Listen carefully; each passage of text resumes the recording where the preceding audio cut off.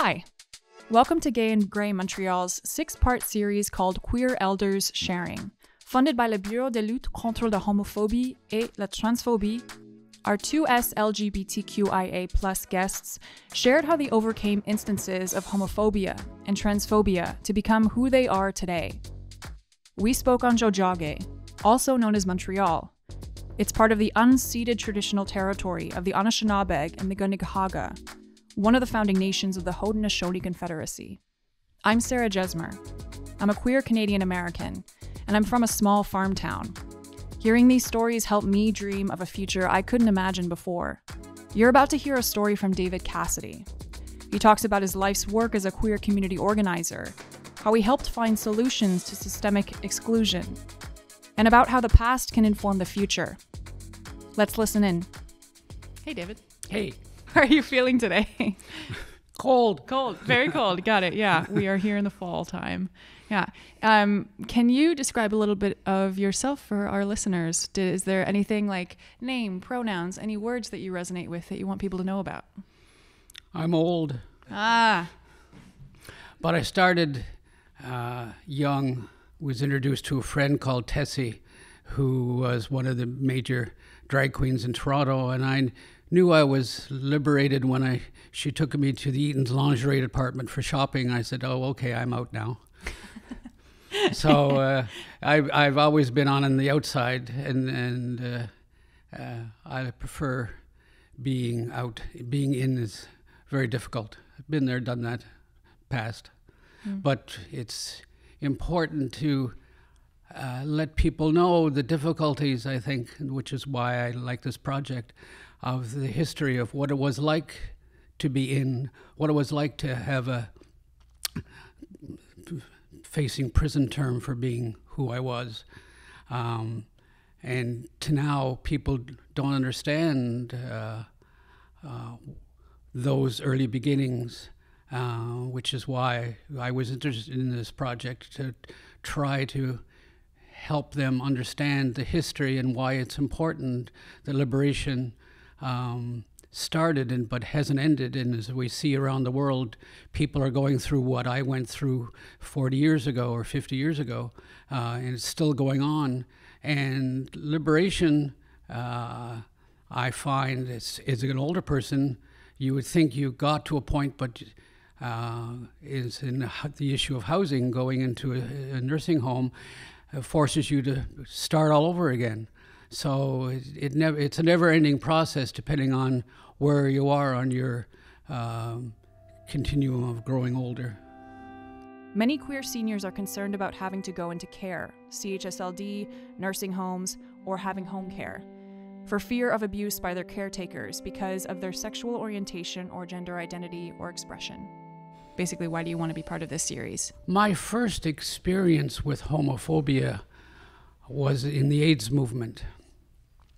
I created the AIDS movement in Montreal, and Mark Arms, Montreal Association for Montreal AIDS Resource Committee, was the first, and we were applying for funds from the government.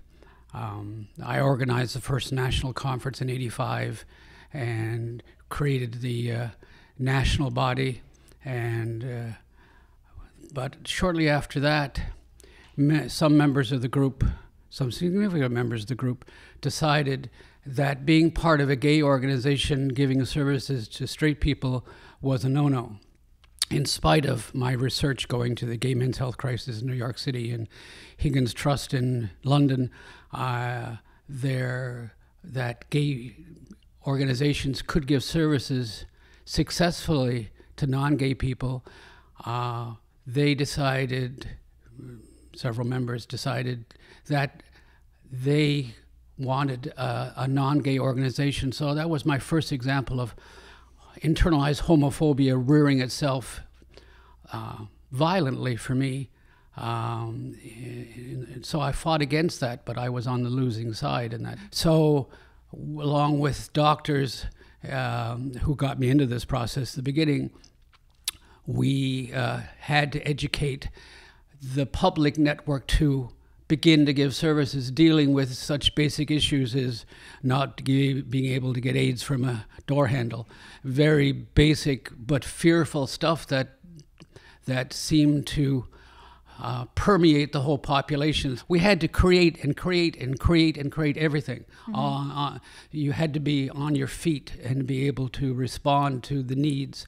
And it was a challenging but successful, but it was a very challenging time. So that was another example of homophobia rearing itself in the population, but successfully dealt with, being patient over time and educating people. No matter where I was going, was always creating something to fill a gap. And there was I shouldn't call it a gap because there was absolutely nothing anywhere. So we filled in little different pieces along the way. And that's a form of like systemic homophobia, if that's not even part of the consideration, if it's okay, in existence. I'll take that. Yeah. You have been part of so many different community organizations throughout your career. I want to ask you, why do you do what you do? Why are you such a community organizer? Why does it mean so much to you? I suppose there's a need, and I could see needs everywhere. But I made a commitment to myself that I wouldn't create something unless I had somebody from that particular community, for want of a better description, to be part of it, like a transsexual or a transvestite, whose terms we don't use anymore. And then when I joined CHAT, Community Homophile Association of Toronto, just as gay liberation was beginning, I organized, representing them, we organized, we had a coalition of all the downtown organizations, churches, Red Cross, hospitals, and so on, because there was no after-hours services. So I organized a whole community, or an organized community, to change how they gave services after hours. And this was done by a gay organization as part of a larger coalition. And they were accepted that gay people could do that. And so I said, well, that was successful and easy to do and positive and a major change. I sort of have the power of one. It only takes one person to do something. And I can be that one person. And I have been in many, many, many examples. But that was one powerful example of showing me that I could do that. And that's when I met my partner. And we decided to move to Montreal because I refused to be not anything other than myself.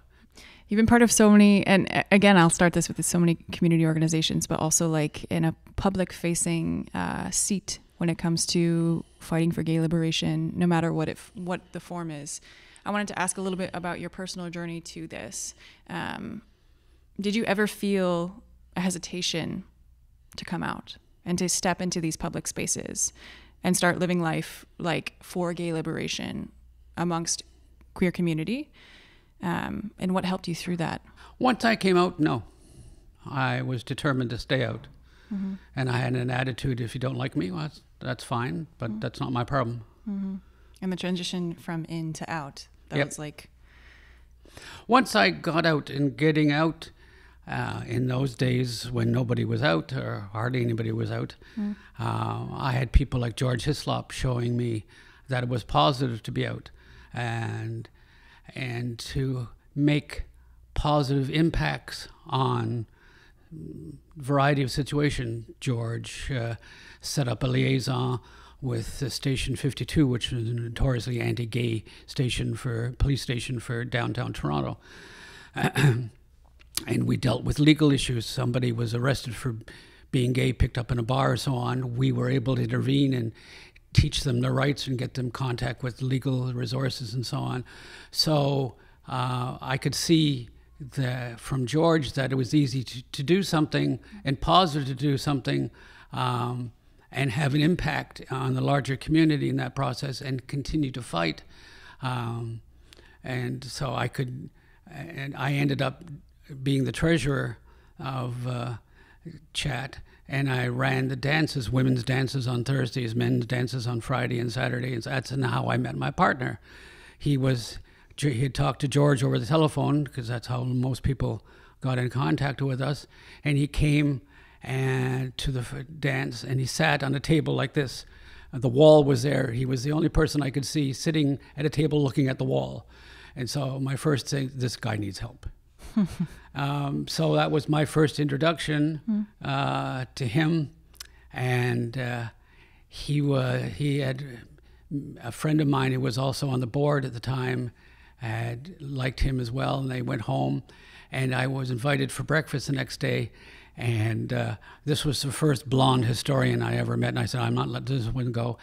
And Tessie came to breakfast and walked through the room to the balconies and wanted to see this cute guy sitting on the ground several stories below. And Walter said, oh, God, I have to leave. And so it was an experience, a fun experience as I look back on. But at the time, he was scared of this whole, I don't want to get into this kind of mess. So it was a process of accepting that the community has a variety of options within the community, and you have to accept that there are different people that are there, and most people had this vision, like my mother had a vision of, oh, they're all drag queens and limp-wristed and all that sort of. They had the typical stereotype of when people don't know anything or have been taught largely from movies and so on, that it was always a depressing and somebody will die at the end and that sort of. It was you had to change the whole process, but because there was no positive references for people to look at and say, I can be okay and still do this. So I was determined to be one of the positives. Yeah, it was a difficult time. It was a typical time, but it was a difficult time. I don't think people today, which is another why I'm interested in this project, understand what it was like to go from a typical thing where your minimum was 10 years in prison to being a full member of society. And it was a process. Trudeau legalized or decriminalized homosexuality, but we didn't have human rights, didn't have that until after the trucks raid in Montreal in 1977, when we were the first jurisdiction in the country, or in the continent, to get human rights. And it's been increasing. It's still a fight. As you look back on all these struggles and these fights and all these different fronts, what emotion do you feel as you look back on them and you recount them? When I do that as an older person, I can see, because I was felt maybe I haven't done enough and so on, but doctors and other people have said, you have done more than your 15 minutes, and you've made a major impact. And I had to sort of sit back and look at all the different things. And the one thing that I find is that young people these days are also active, demonstrating, demanding things. So I feel comfortable that somebody else is going to pick this up, that all those struggles and people of my generation did are not lost, because I just didn't sit by the sideline and do nothing, that I could do something in the larger community as well as within my own community to achieve different goals that I would set. So I've had an impact, and I think I've had a major impact in some things, and I've been awarded by different organizations in that process, which I felt there was recognition that I had achieved something good. So those people who died in my arms didn't die alone. And I felt I'm one of the few people that have a list of, I look at my, just on the AIDS field, and over 300 people I helped die. And I try to remember, and I feel it's important for me to remember, keeping them in my heart, that they're still around, and I have to remember things. But I wanted to ask about your work with AIDS Community Care, what you were just talking about. Can you explain a little bit of your work there, and also just what that time was like for you and for the people that were around you, as you want? I worked at Ville-Marie Social Service Center, which social service centers don't exist anymore, one of the reforms they did away. But the social service center allowed me to be their AIDS person. I was the first paid employee in the whole province devoted to AIDS. And so I could work with ACCM as it was being created as a staff person. They allowed me to work with the community. That process brought me into different relationships. The head nurse on 6 Medical at the Royal Vic would bend doors for me to get in there. So I could go in to work with people who were dying because an individual and a nurse and a doctor opened doors for me. And I could go into these people, and we talked about the AIDS uniform. You had cap and gown and to go into these places because isolation. I used to take that off, and when I go inside, so people could see who I was, and they wouldn't see somebody afraid to be with them. So it was I felt in some ways I was putting myself and maybe my relationship and partner at risk, but I felt it was worth it for people to be able to be human and to, in their last hours, that they could actually see somebody eye to eye and feel that they were okay in spite of all what was happening to them. And so it was a very humbling experience, but a very precious experience that I am very thankful to have gone through. And it's a very emotional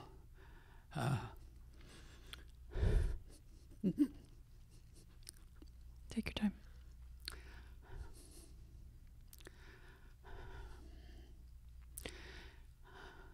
I feel it's important to remember them because nobody else does. I know who they are and I keep them alive as long as I'm here. But I'm worried what's going to happen when I'm not here and who's going to know who they are. They exist as numbers, but their names and who they did and what they did and who they were gets lost in the process. And I'm thankful that I had met so many and shared so many things and created things.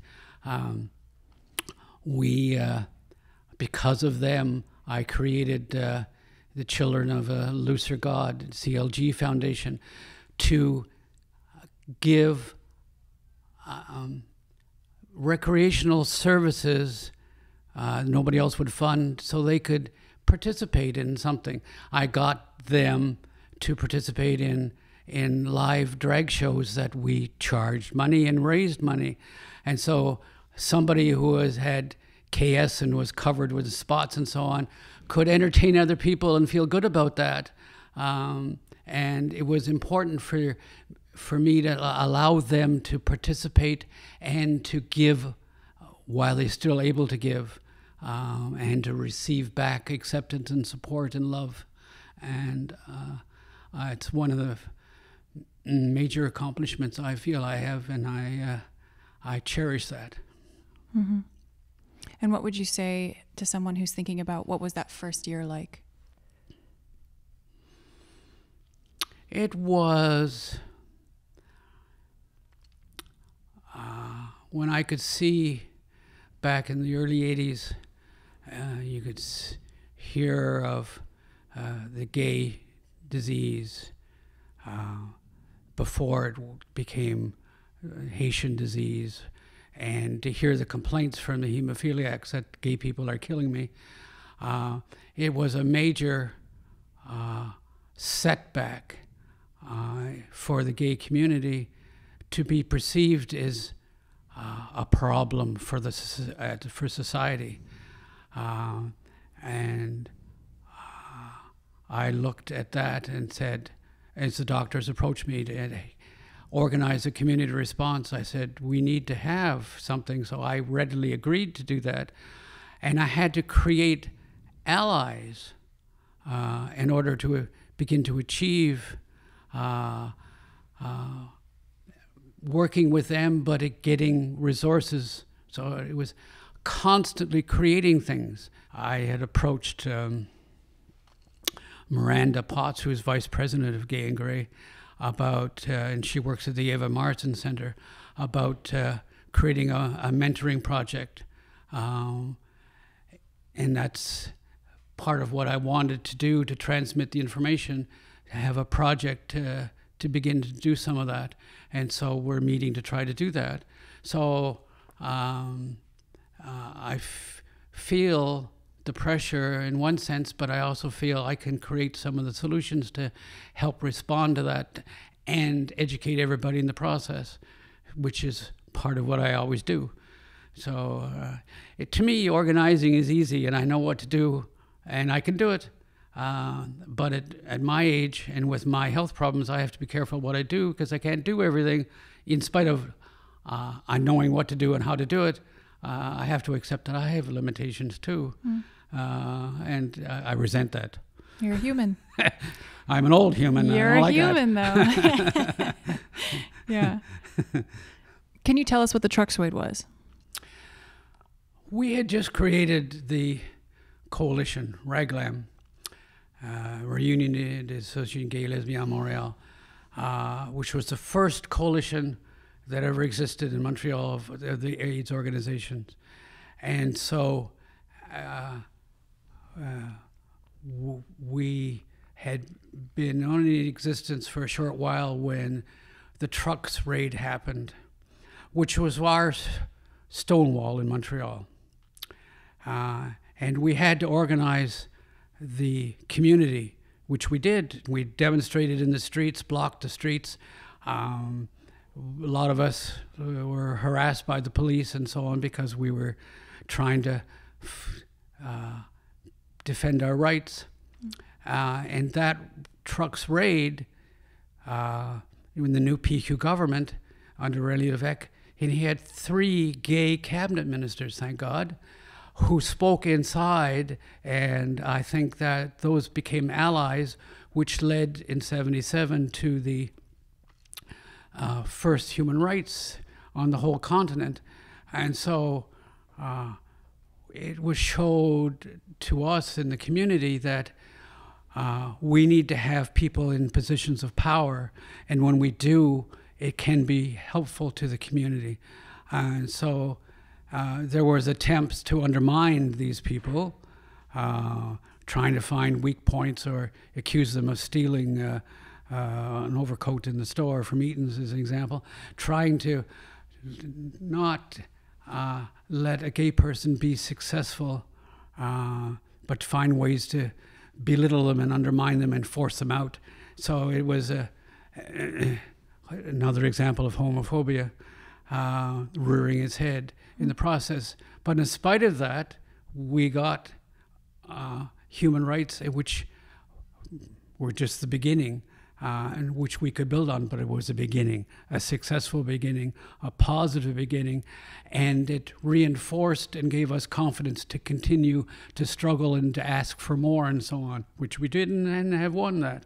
Mm-hmm. So it was a good beginning, but it was a difficult time, but it was resilient.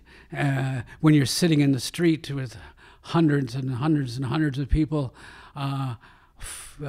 acknowledging that we are a community, and French and English and everybody else, and we got support from the larger community, and but we still have, to this day, problems with the police, mm-hmm. And training and so on. So we were harassed. I had been to a lot of demonstrations, welfare demonstrations and so on. I organized all kinds of stuff. But this was the first time I was ever attacked by police. So it was a process where you could see power being welded against you. And so it gives me comfort in the sense that we were able to respond to that. On the night of October 22nd, 1977, Montreal police raided Trucks and Le Mystique, 2 gay bars on Stanley Street. This raid was more than a normal police operation. 50 police officers wearing bulletproof vests with guns drawn, including machine guns, went in and arrested 146 patrons, all homosexual men. The men who were arrested were crowded into holding cells, 20 to a cell, for more than 8 hours and forced to undergo venereal disease tests.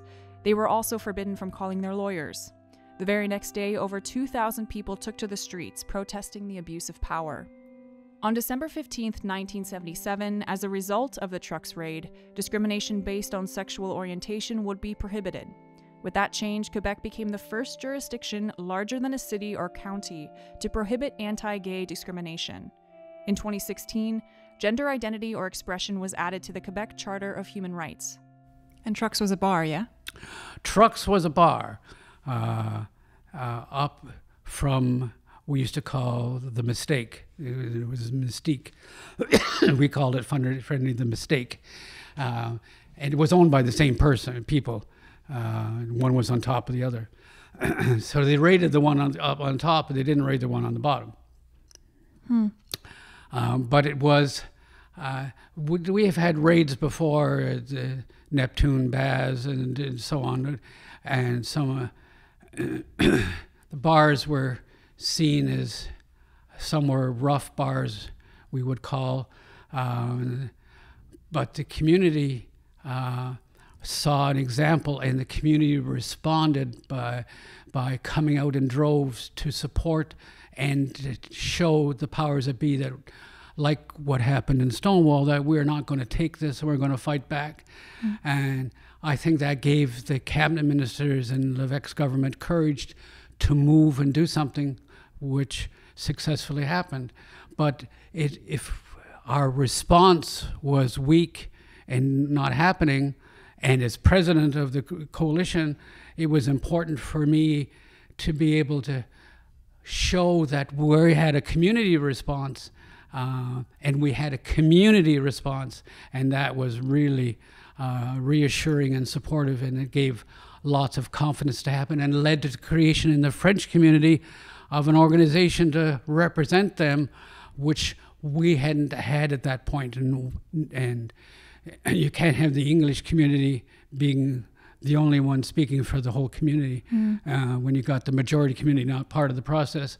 So the raid led to many positive things in the long process. I don't think they realized how beneficial it was going to be for us that they did that. We didn't ask them to do that, but we used that opportunity to respond positively to that. And you came out the very next day after police went into that bar for no reason. Well, they were always able to create a reason. A reason of their own making. And they continue to do that. And they still do that to this day. There are... it's an odd process. I want to make sure that I ask you this question because every single thing that you're mentioning now is like a wealth of information, like a mountain of information, and you know that.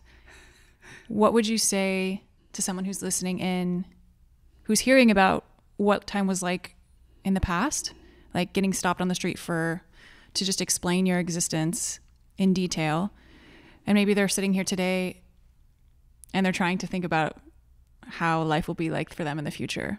Is there any advice that you would share after going through these things yourself? I would say they should contact us or ARC, which is the French seniors group, and talk to some of the older members about what their experience was like, to reinforce the need for us to transmit that We have a wealth of information amongst our membership, and we have to find a way to transmit that information.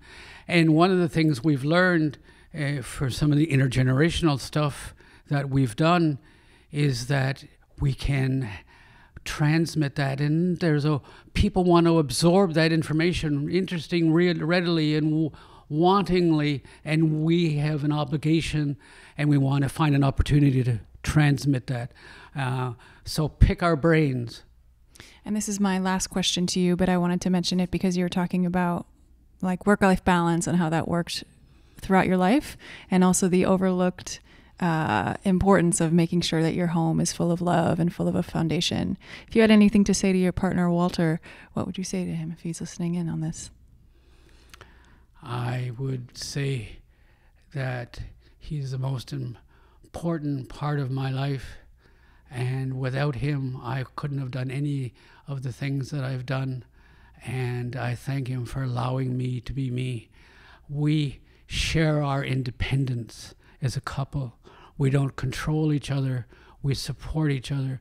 And I think our example has helped other couples realize you don't have to have a dominant person and a passive person. You can have two people who share that independence and can support each other in their growth, in their interests. It doesn't have to be just one.